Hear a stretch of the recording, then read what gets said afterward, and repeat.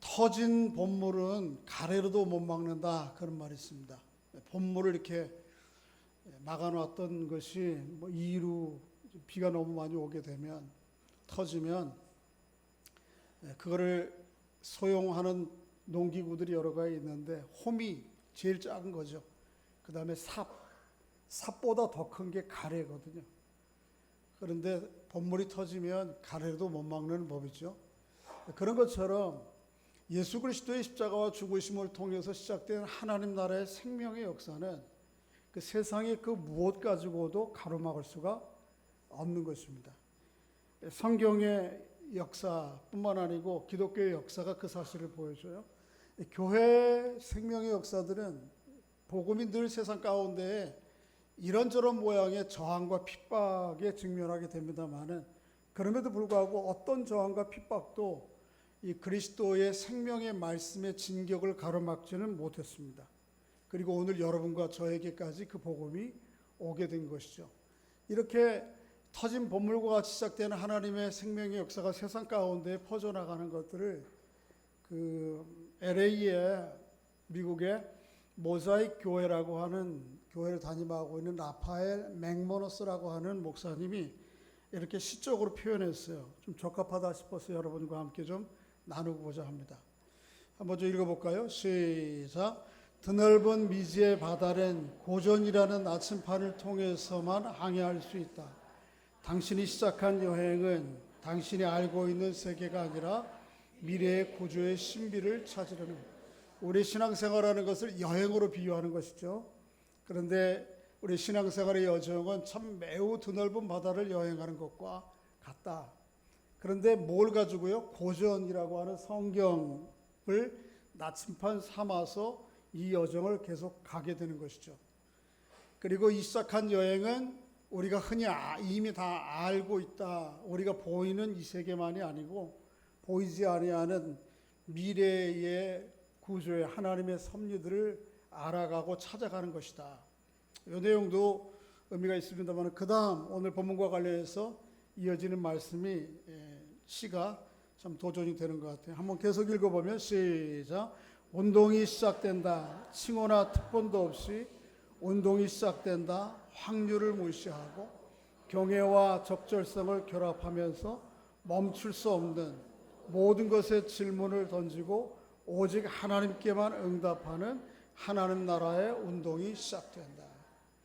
한번 시를 읽어가지고는 의미가 잘 안 오죠. 운동이 시작된다. 이 운동에 동참한 사람들이 자신들에게 주어진 칭호나 특권 이런 거 별로 개의치 않아요. 내가 장로다, 목사다, 권사다 이런 거 별로 중요한 게 아니에요. 또 운동이 시작됩니다. 확률을 별로 중요하게 생각하지 않아요. 내가 이 복음의 씨앗을 뿌리고 사람들에게 그리스도의 사랑을 전한들 얼마 많은 결과가 있겠는가, 이거 경제적으로 고려하지 않고 열에 하나, 백에 하나, 천에 하나, 만에 하나 나온다 하더라도 나는 이 길을 간다, 그런 뜻입니다.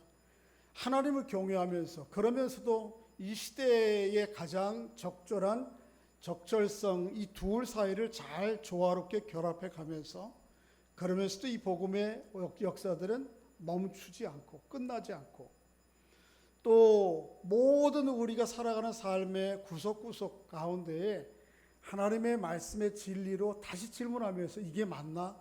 이게 하나님의 뜻인가? 하나님이 원하시는 길인가? 라고 질문하면서, 그리고 오로지 누구에게만 그 부르심이 하나님께로 왔다고 하는 것을 기억하고 하나님께만 응답하고 반응하는 마음으로 이 길을 가는 것이죠.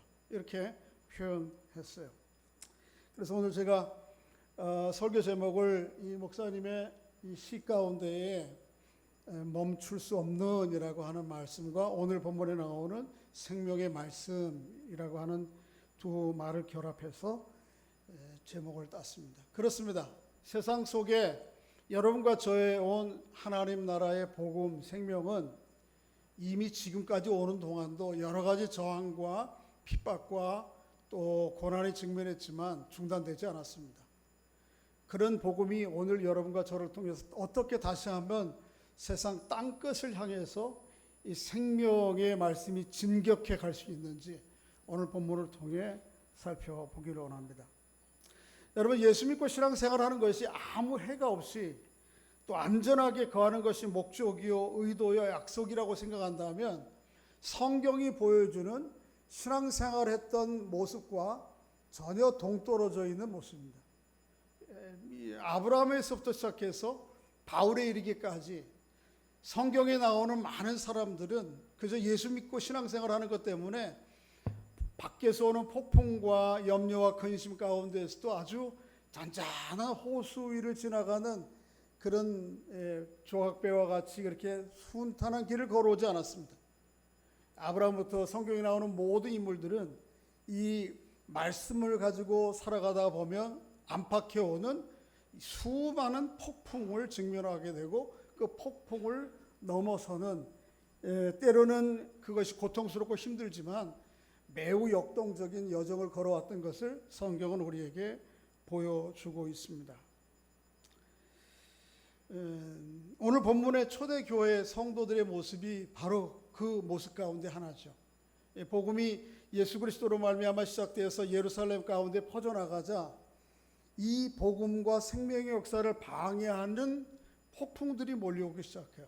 그 첫째 폭풍이 밖으로부터 오는 폭풍이에요. 한번 17절 읽어볼까요? 17절 18절 시작. 대제사장과 그와 함께 있는 사람 즉 사두개인의 당파가 다 마음에 시기가 가득하여 일어나서 사도들을 잡아.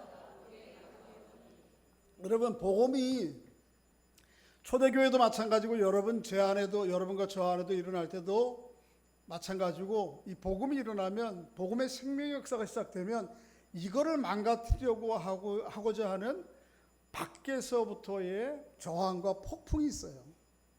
오늘 본문에 보면 사도들과 성도들을 사두개인들, 제사장들 뿐만 아니고 지난주 4장에 살펴봤습니다마는 헤롯 왕 또 로마의 총독까지 다 세서 이걸 방해하고 넘어뜨리려고 하죠. 그래서 이들을 서로 감옥에 잡힌 거죠.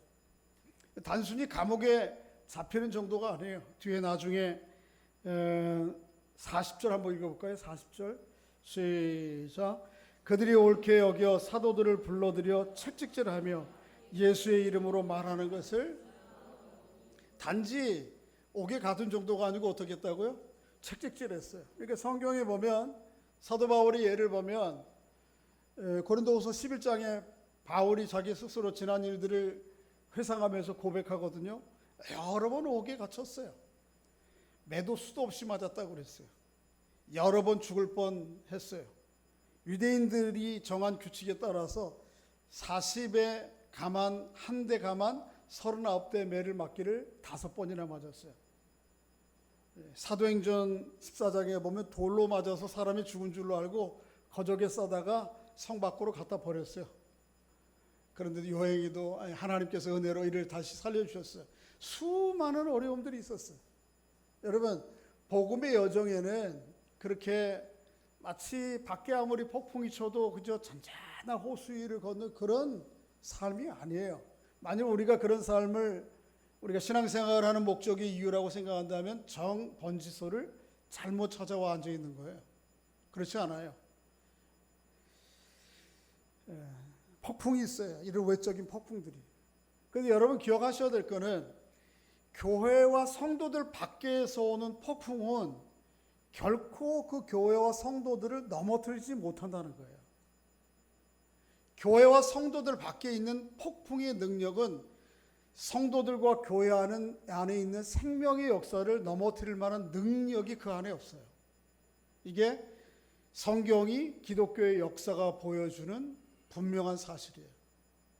오히려 밖으로부터 오는 폭풍은요, 교회를 더 강하게 해요. 오히려 밖으로부터 오는 폭풍은 교회를 늘 언제나 더 깨끗하고 정결하게 했어요. 오늘 본문도 마찬가지예요. 성도들이 이런저런 위협에 또 노출되고 감옥에 갇히고 매맞고 하지만은 오늘 본문의 사도들과 성도들은 조금도 마음이 위축되거나 두려워하거나 큰일 났다고 염려하거나 그러지 않았어요. 오히려 더 담대했어요. 그러면 그럴수록 자기 안에 있는 하나님의 생명의 역사가 실제고 사실인 것을 더 확인하게 되었어요. 여러분과 저희도 마찬가지예요. 밖에서부터 오는 폭풍은 결코 교회를 넘어뜨리지 못해요. 그런 능력이 거기 안에는 없어요. 교회가 무너지고 때로는 교회가 큰 고통을 당하게 되는 것은 교회 안으로부터 오는 폭풍이에요. 교회 안으로부터 오는 폭풍이에요. 지난주에 여러분 아나니아와 삽비라 사건 기억하세요? 이 아나니아와 삽비라가 초대교회 하나님의 복음의 운동이 막 시작될 때에 일어났던 사건이죠. 그런데 너무 충격적이게 하나님께서 이 문제를 다뤄요. 그저 잘 권면해서 아나니아 삽비라야 그러면 안 된다. 다음부터 그러면 안 된다. 그리고 뭐 좀 권면해서 할 수 있었는데 그 자기들이 감춘 바돌말을 감췄다고 하나님께서 아나니아를 그 자리에서 즉사하게 만드시고 3시간 후에 따라 들어온 아내도 어떻게 즉사하게 만들어서 바로 들것에 매어서 갖다 버리게 만들어 장사하게 만들어. 왜 그렇습니까? 밖에서 오는 폭풍은 교회를 무너뜨리지 힘이 없어요. 문제는 안에 있는 거야. 안에. 똑같은 사건이 지난주에 살펴보았습니다마는 여호수아 7장에 나오는 아간의 사건과 긴밀히 연관되어 있는 것이라고 말씀드렸죠. 그렇죠? 그래서 아나니아와 삽비라가 하나님과 교회를 속였다고 하는 말과 거기 여호수아 7장에 나오는 아간이 하나님과 그 공동체를 속였다고 하는 말이 같은 흔하지 않은 같은 단어를 쓰므로 유사한 관련성이 있다고 얘기하는 거예요. 마치 가나안의 첫 이스라엘 백성들 하나님 공동체 백성이 삶이 시작될 때에 일어난 사건이 아간의 사건이에요. 오늘 본문에 예수 그리스도로 말미암아 하나님의 새로운 백성 공동체가 시작되는 시점에 발생한 사건이 아나니아와 삽비라의 사건. 이걸 하나님께서 아주 엄히 다루시는 거예요. 이유는 무엇 때문에 그래요? 비록 그들의 행위는 교회 전체에 비해 볼 때 아주 극소수예요. 그죠? 별거 아닐 수도 있어요. 여리고성을 하나님께서 하나님 앞에 온전히 바치라고 그 전리품들을 다 하나님 앞에 불태워 드리는데 거기 아간이 가져온 훔친 게 뭐 얼마 돼요? 그죠? 신할산 외투 한 벌, 은 200세겔, 50세겔 되는 금한덩이 이게 뭐 얼마나 대수예요? 그냥 넘어갈 수 있죠.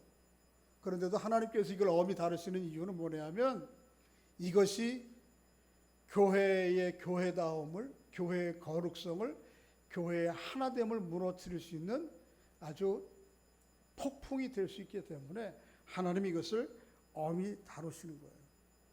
그러니까 여러분과 저에게도 우리에게 이 말씀을 통해 주시는 메시지가 큰 거예요. 여러분, 교회와 성도들을 핍박하는 밖에서 교회 밖의 폭풍은 시련은 결코 교회를 넘어뜨리지 못해요. 그게 성경이 보여주는 분명한 사실이고 지난 2000년의 교회 역사가 보여주는 사실이에요. 교회가 무너지는 건 뭐 때문에요? 교회 안에 있는 문제 때문에.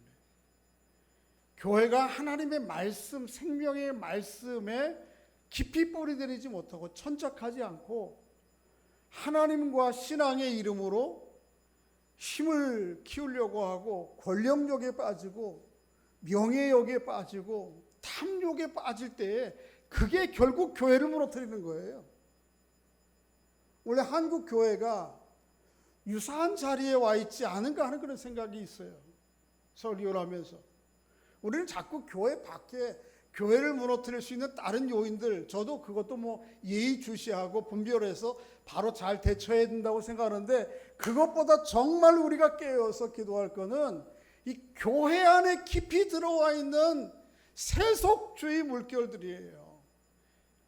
여기에 권력욕이 이 하나님 앞에 온전히 경외하고 하나님을 섬기기보다는 하나님을 이용해서 내 목적하는 것들을 채우려고 하는 물질과 욕심의 그 야망들이 우리 안에 꿈틀거리고 있는 것이고 그 명예로움을 얻기 위해서 크고 작은 다툼과 갈등과 분열들이 우리 안에 있는 것이죠.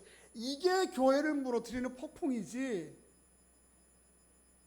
오늘 우리 한국 교회가 저는 엄청난 위기라고 생각해요. 이런 내적인 폭풍들이 걷잡을 수 없이 우리가 스스로 어떻게 대처할 수 없을 정도로 교회 안에 몰려드는 것은 아닌지, 다른 사람들은 고사하고 여러분과 제 안에 그런 거 있는 거 아닌지 모르겠어요. 아까 이 하나님 나라의 복음 운동을 할 때 운동이 시작된다 그렇게 얘기할 때 뭐라 했어요? 칭호와 특권도 내려놓고 없이. 근데 오늘날 사람들은 목사, 권사, 장로 또 그런 이런 유사한 여러 가지 교회 내 직함들, 이게 뭐 그렇게 중요해요?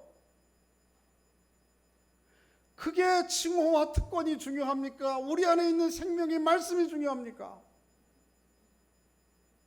하나님의 말씀에 대해서 뿌리를 내리고 마음을 내리고 거기에 천착하는 일에는 관심이 없고 그 직함의 칭호에 오로지 관심들이 있어서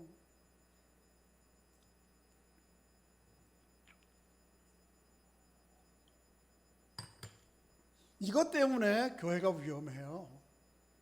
우리의 눈을 좀 바로 뜨셔야 돼요. 우리를 넘어뜨리고 교회가 무너지는, 유럽 교회가 무너지는 거 밖에 핍박 때문에 아니었어요. 다 그들 안에 있는 이런 세속적인 요소들 때문에 와르르 모래성 무너듯이 무너지는 거예요. 교회 역사가 늘 그런 거예요. 분별에 바로 볼 것을 바로 보고 대처할 수 있는 여러분과 제가 될 수 있기를 주의 이름으로 소원합니다. 아무리 오늘 본문에 나오는 예루살렘 성전의 당국자들이 온갖 사람들의 수단 방법을 다 가지고 복음을 믿고 바라보는 사람들을, 그 증거하는 사람들을 가두고 때리고 뭐 별짓을 다 해도 꼼짝을 안 해요. 하나님 성도들은. 왜냐하면 그들 안에 무엇이 있기 때문에요? 생명의 말씀이 있었기 때문에 그래요. 하나님께서 놀라운 방식으로 교회와 성도들의 핍박과 고통 상황 가운데 이 생명의 말씀에 계속 진행하도록, 진격해 가도록 하나님께서 역사하세요. 한번 본문을 읽어보겠습니다. 19절 한번 읽어볼까요? 19절 시작. 주의 사자가 밤에 옥문을 열고 끌어내어 이르되 가서 성전에 서서 이 생명의 말씀을 다 백성에게 말하라 하매 그들이 듣고 새벽에 성전에 들어가서 가르치더니, 거기까지만이요. 사람들이 감옥에 가두고 착고를 채우고, 그래도 하나님께서 뜻하시면 밤에 옥문을 어떻게 하세요? 열어. 이런 일들이 오늘 본문에 한 번 나오는 게 아니에요. 베드로도 2번 경험하고 사도 바울도 또 경험하고 여러 번 하나님께서 놀라운 방식으로 이 일을 하시는 거예요. 그러니까 하나님의 생명의 말씀은 가둘 수가 없는 거예요. 세상에 그 무엇 가지고도 갖춰지지가 않아요. 만일 생명의 말씀이 그 안에 살아있기만 한다면 하나님께서 어떤 방식을, 놀라운 방식을 통해서도 이 생명의 말씀이 세상을 향해서 진격해 가게 하세요. 이 생명의 말씀이 뭐죠? 생명의 말씀이 뭔지에 대해서 오늘 본문 40절에 이야기하고 있죠.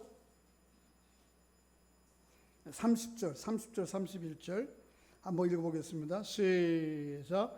너희가 나무에 달아 죽인 예수를 우리 조상이 하나님이 살리시고 이스라엘에게 회개와 죄사함을 주시려고 그를 오른손으로 높이사 임금과 구주로 삼으셨느니라.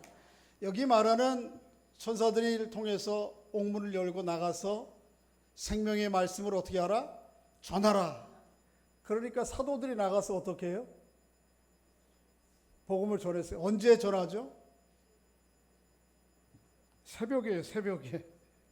뭐 정신 나간 사람들 같아요. 그렇죠?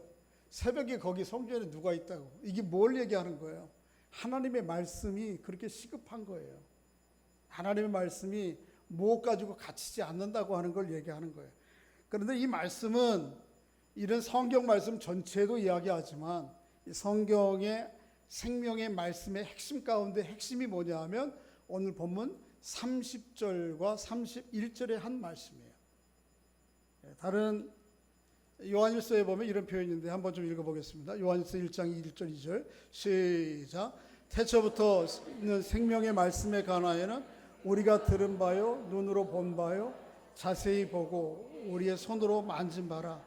이 생명이 나타나신 바 된지라. 이 영원한 생명을 우리가 보았고 증언하여 너에게 전하노니 이는 아버지와 함께 계시다가 우리에게 나타나신 바 된 이시니라. 이분이 누구죠? 예수 그리스도예요. 생명의 말씀은 추상적인 언어가 아니고 기록된 책도 아니에요.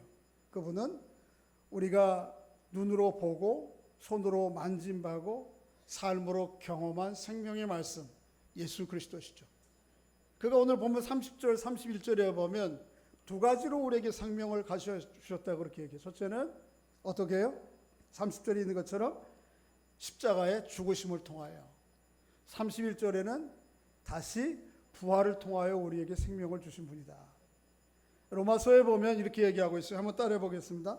우리의 범죄 때문에 내어줌이 되고, 예수님께서 십자가에 죽으신 이유는 뭐예요? 여러분과 저의 죄 때문에 대신 속하기 위해서 십자가에 죽으신 거예요.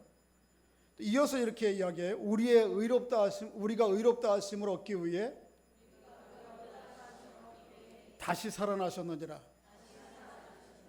부활은 이유가 뭐예요? 여러분과 저를 하나님 앞에 마땅하게 의롭게 세우기 위해서 주님께서 부활하신 거예요. 이 주님이 우리에게 영원한 생명이 되신 이유는 여기에 있는 거예요. 나를 위해서 십자가에 죽으시고 나를 위해서 다시 어떻게 해요? 부활하신 것 때문에. 예수 그리스도의 십자가에 죽으신 것 부활이 그분의 것만이 아니에요. 누구를 위한 것입니까? 나를 위한 것이고 나의 것이에요. 그 생명이 우리 안에까지 온 것이죠. 그러니까 이것은 예수 그리스도에게만 있는 생명이 아니고 그 예수 그리스도를 믿음으로 따르는 예수 그리스도 안에 있는 모든 사람들에게 주어진 영원한 생명이에요.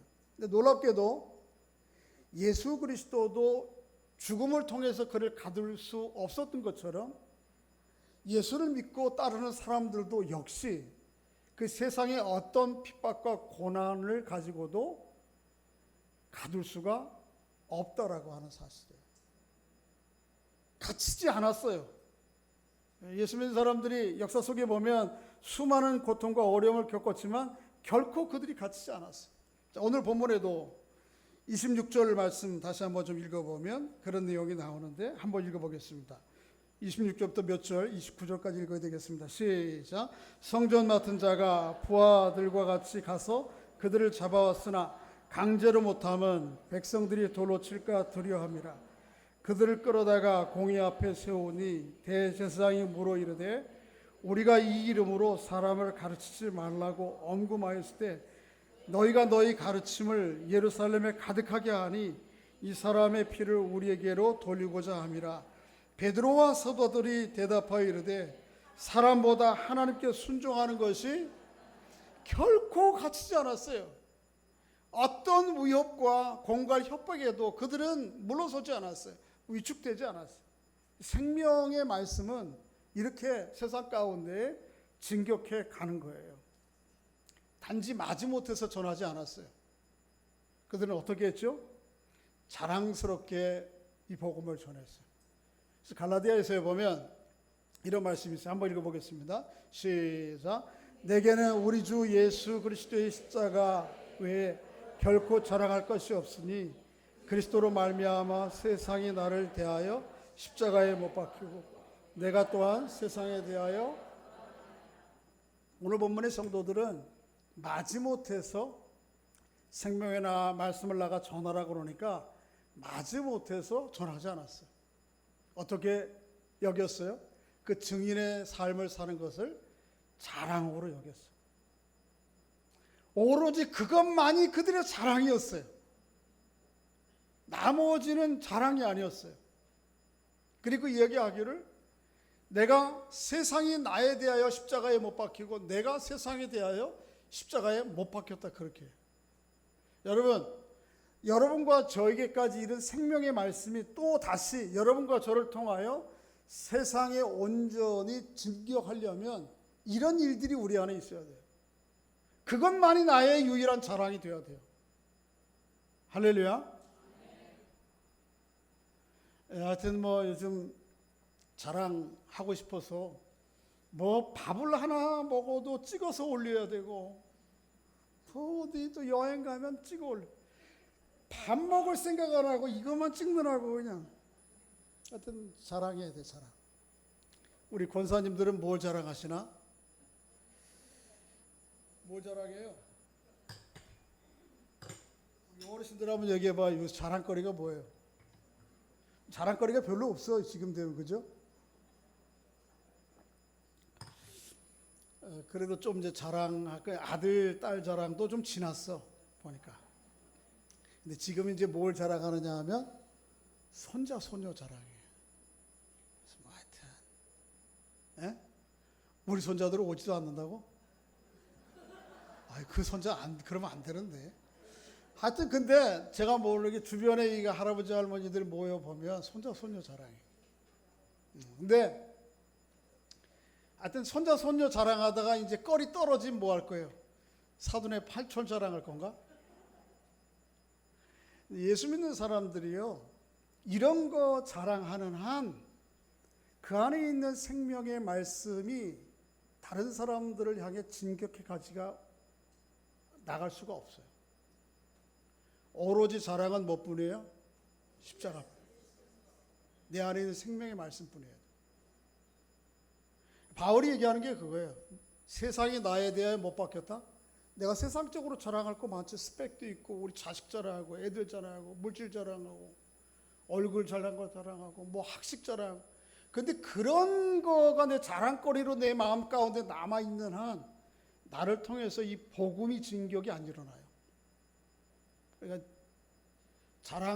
우리 교회에서는 전에 자랑하려면 10만 원 내놓고 하라 이런 거 했는데 앞으로는 그것도 안 받아. 10만 원 내놓고 해도 어림없어요. 100만 원 어림도 없어. 자랑 자체를 하지 마. 오로지 자랑하려면 뭐 자랑해요? 그래도 자랑해야 되겠다 싶으면 사도 바울의 말씀을 따라 약한 것을 자랑하세요. 실수한 것 자랑하고, 잘난 것 자랑하지 마. 네. 그렇게 오로지 내게 자랑은 십자가뿐이어야, 생명의 말씀뿐이어야 이 말씀이 나를 통해서도 세상을 향해 진격하게 되는 거예요. 목사님, 그럼 재미없어 어떻게 살아요? 그래도 자랑할 게 있어야지. 자랑할 게 뭐 너무 식상하게 또 해서 재미없다고 그럴까 봐. 뭐 금반지 그 자랑이라고. 이거 참 맛있어 이거. 그러니까 할머니가 뭐라 그랬다 그래? 아무리 생각해도 금반지도 없고 금부지가 없는데 생각해보니까 어금니에 금 하나 씹어놓고 그거 맛있어. 우스갯소리. 우리 자랑해봐야 다 소용없어요. 또 자랑 반대는 깎아내리는 거예요. 딴 사람들 잘하는 거 보면 막 배가 아파. 그런데 여러분 재밌습니다. 남 깎아내리고 욕하는 거 되게 맛있어요. 안 해보셨나요? 근데 그거 다 내려놔야 돼요. 자랑하는 거, 남 깎아내리는 것에서 오는 쾌감, 이거 다 내려놓지 않으면 내 안에 있는 생명의 말씀이 오롯이 드러나서 그 말씀이 진격이 안 돼요. 이것에 대해서 사도 바울은, 히브리서 기자는 좀 다른 표현을 해요. 이렇게 읽어보겠습니다. 한번 시작. 하나님의 말씀은 살아있고 활력이 있어 좌우의 날선 어떤 검보다 예리하여 혼과 영과 및 관절과 골수를 찔러 쪼개기까지 하며 또 마음의 생각과 뜻을 여러분, 하나님의 말씀이 내 중심을 훑고 지나가야 돼요. 내 생각과 마음의 변죽을 올리는 게 아니고 내 존재의 중심을 뚫고 지나가야 돼요. 이 말씀이에요. 좌우에 하나님의 말씀이 어떤 예리함보다 예리한 날보다 날이 선 검과 같아서 이게 우리의 혼과 영과 및 관절과 골수가 뭐예요? 우리의 삶의 구석구석을 내 생각과 마음의 구석구석을 도려내서 그렇게 자랑하고 싶은 이 명예심과 이런 내 안에 있는 세상적인 것들이 다 버려져야 돼요. 그게 다 버려지고 없어져야. 그래서 이 하나님의 말씀이 내 아주 마음과 생각에 한 복판을 훑고 지나가야, 그래야 남는 것은 오로지 내 안에 있는 하나님의 말씀만이 남아서 그 말씀이 나를 통해 세상을 향해 진격해 가는 거예요. 그거 가지고 좀 구분해내야 돼요. 아주 교묘하게 내 안에 내 마음과 생각에 깃들여 있는 이런 세속적이고 또 권력과 명예를 탐하는 마음들이 끝없이 내 안에 있는데, 이것들을 말씀으로 잘 버려내고 다 걷어내고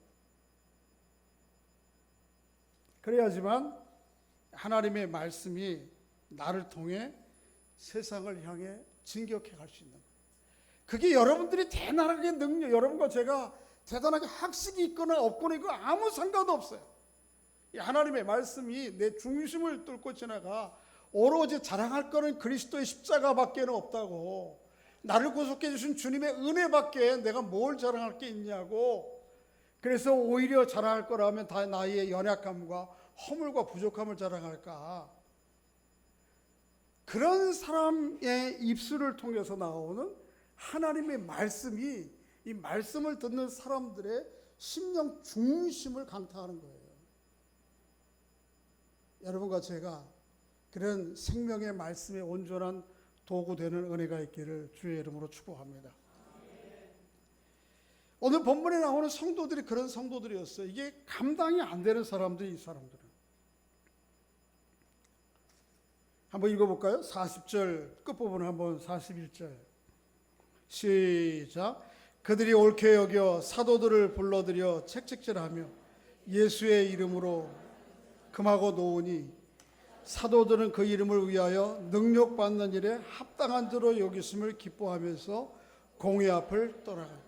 이들이 마지못해서 복음을 전하고 이 복음을 전하는 그들 안에 있는 생명의 말씀을 드러내는 것 때문에 받는 핍박과 고난을 마지못해 드러내는 게 아니에요. 그것 때문에 받는 능력을 어떻게 했다고요? 기뻐했다고. 내 안에 있는 예수 그리스도의 복음을 세상 가운데 드러낼 때 세상은 결코 우호적이지 않아요. 때로는 비난하고 세상과 다르거든요. 때로는 핍박하고 소외시키고. 우리는 오늘 본문 당시에 그런 사회 환경은 아닙니다만은 그럼에도 불구하고 그것 때문에 당하는 불이익과 핍박과 능력을 자랑스럽게 여기고 영광스럽게 여기고 기뻐했다고 본문 그렇게 얘기하죠. 그렇게 살았던 사람들이 참 수도 없이 많아요. 히브리서에 보면 히브리서 11장이 믿음의 장이라고 그러는데 그 히브리서 11장에 기록된 사람들이 그렇게 살았던 사람들 쭉 나열하고 있어요. 긴 장인데 그 중에 한번 좀 일부 한번 읽어볼까요? 히브리서 11장 35절에서 38절까지 시작.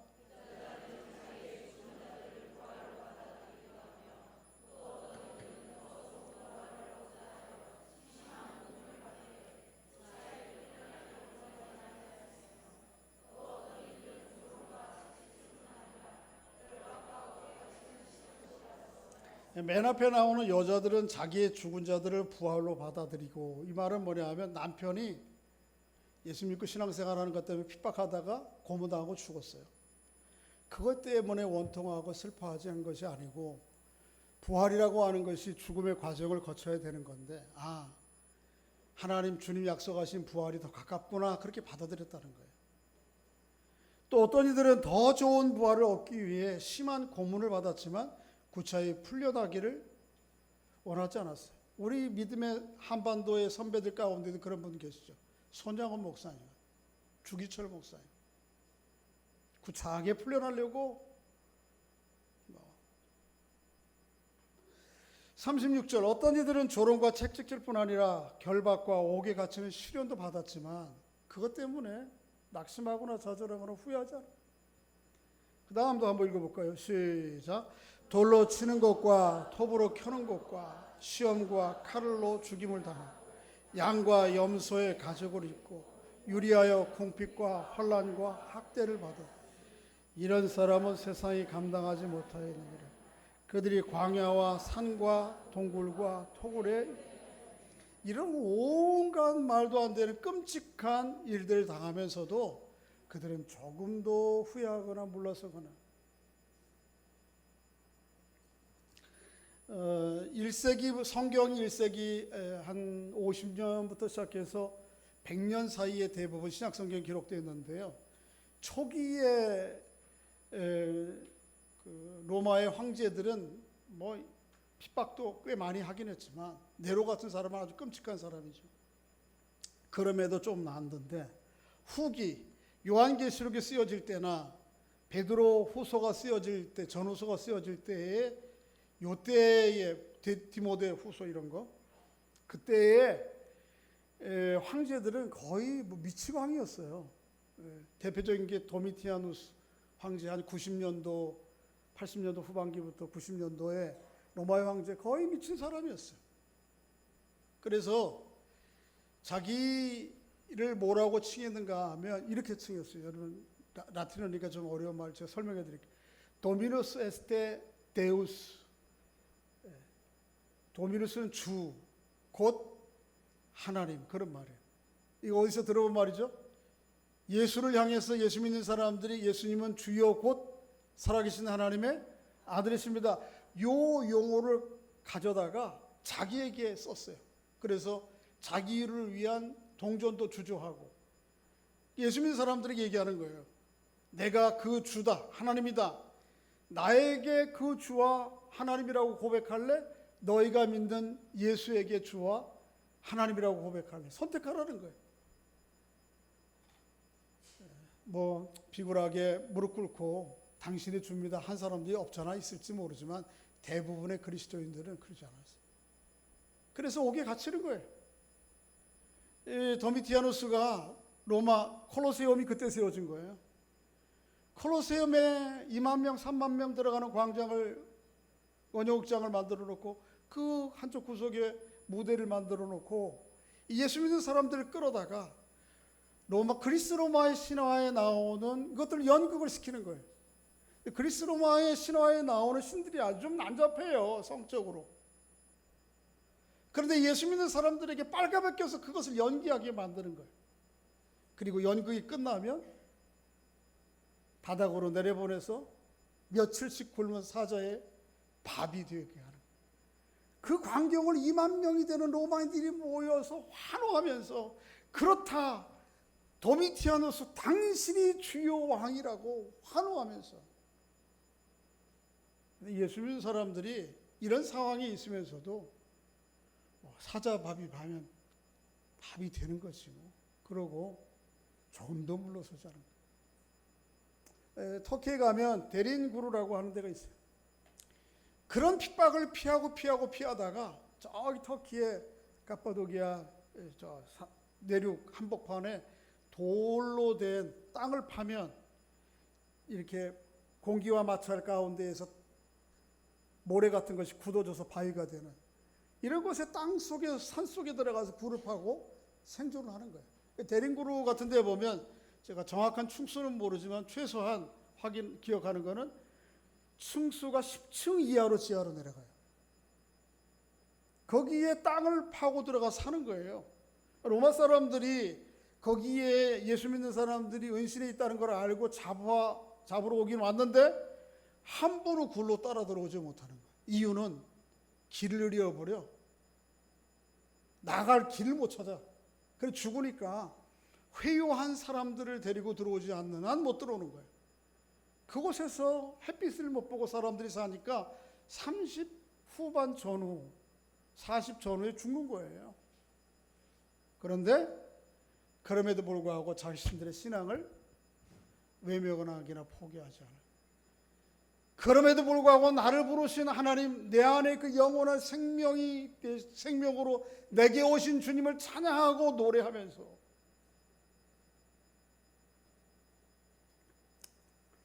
이 모습 비해 보면 우리들의 모습은 참 좀 초라해, 그죠? 뭐 조금 고난이 있고 힘들고 어려우면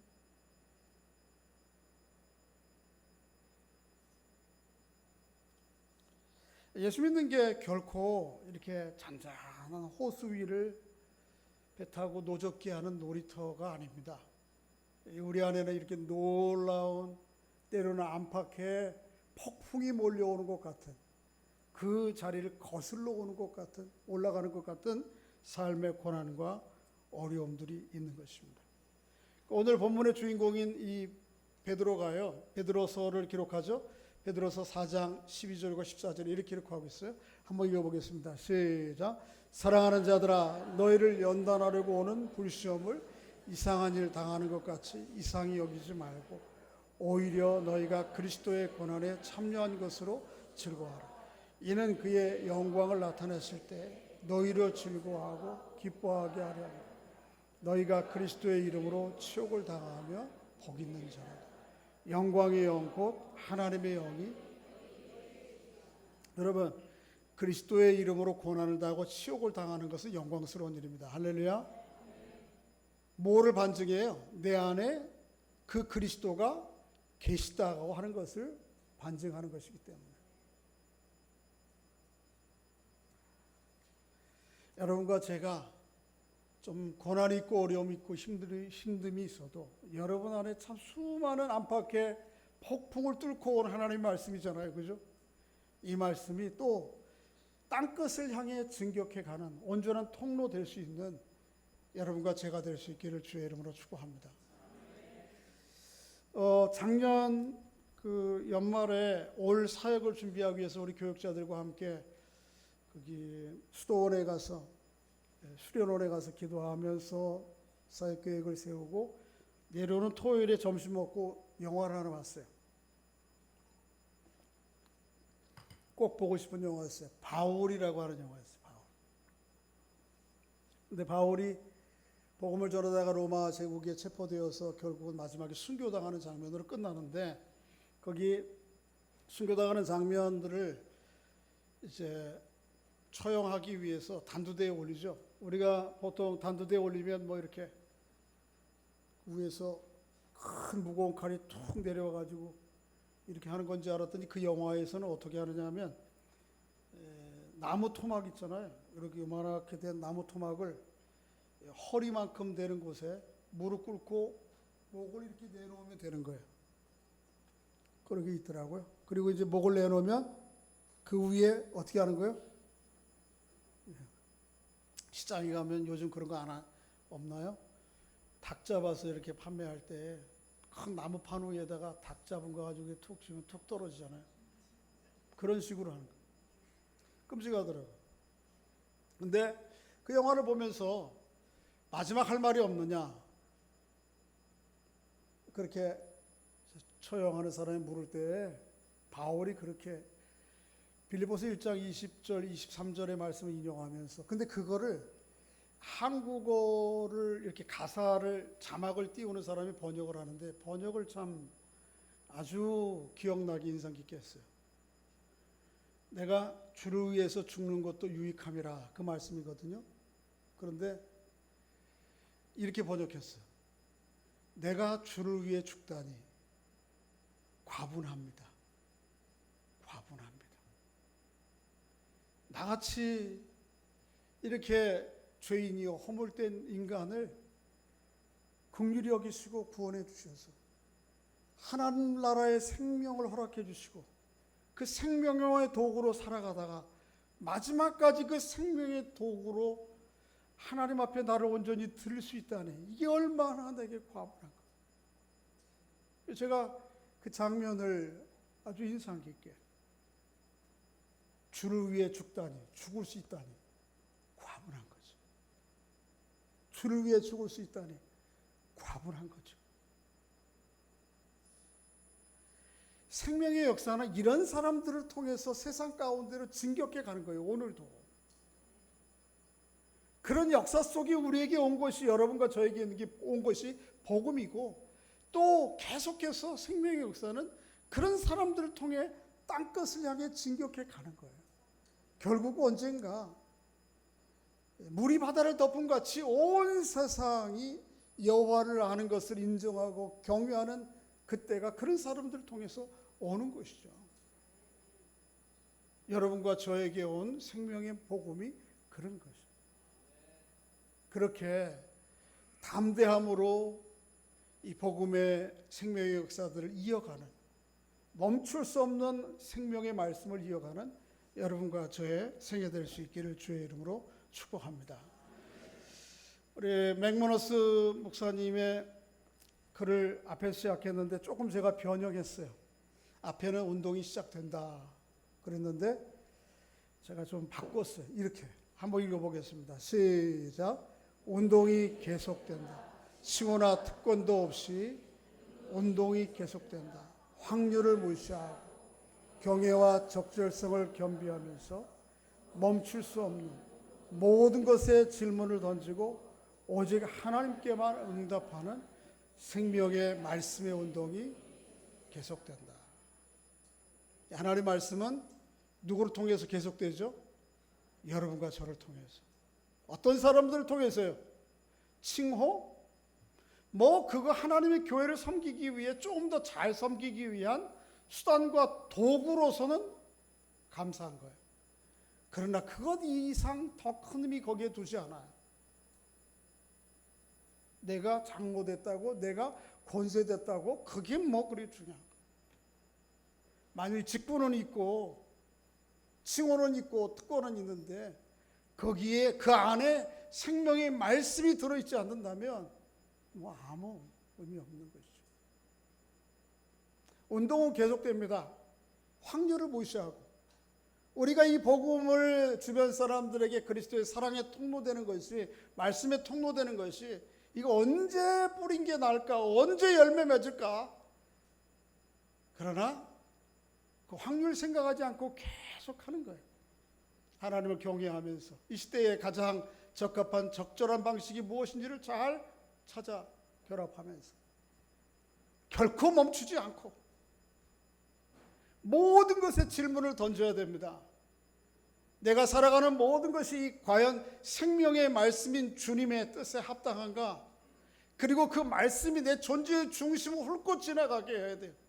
내 마음과 느낌의 변증만 올리는 것이 아니고, 그래서 오로지 남는 것은 뭐밖에 없어요.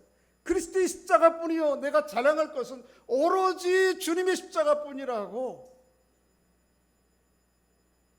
그리고 하나님의 부르심에 온전히 응답하는 하나님 나라의 생명운동이 우리를 통해서 계속 이어져 가야 되는 거예요. 여러분과 제가 그런 사람들 될 수 있기를 주의 이름으로 축원합니다. 이런 사람들은 아까 히브리서에 있는 말씀대로 세상이 감당이 안 되는 거예요. 오늘 보면 42절 읽고 마치겠습니다. 41절, 42절 다시 한번 시작. 사도들은 그 이름을 위하여 능력받는 일에 합당한 자로 여기심을 기뻐하면서 공의 앞을 떠나니라. 그들이 날마다 성전에 있든지 집에 있든지 예수는 그리스도라 가르치기와 전도하기를 그치지. 할렐루야. 여러분과 저를 통해서 생명의 말씀이 세상의 땅끝을 향해 진격해가는 그런 통로와 도구되는 여러분과 저의 생애 될 수 있기를 주의 이름으로 축복합니다. 아버지 하나님, 우리 감사합니다.